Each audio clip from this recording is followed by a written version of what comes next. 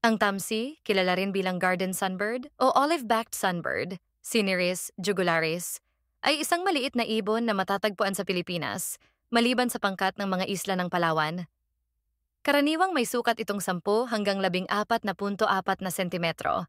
Ang mga lalaki ay tumitimbang ng 6.7 hanggang 11.9 na gramo, samantalang ang mga babae ay nasa 6 hanggang 3.9 na gramo on gramo.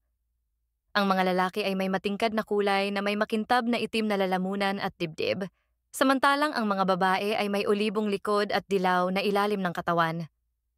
Ang kanilang pangunahing pagkain ay nektar, ngunit kumakain din sila ng mga insekto at gagamba, lalo na kapag nagpapakain ng kanilang mga inakay.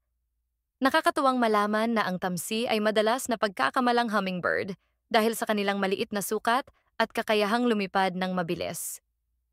Gayunpaman, ang tamsi ay kabilang sa pamilya ng mga songbird at hindi sa mga hummingbird, like follow and share,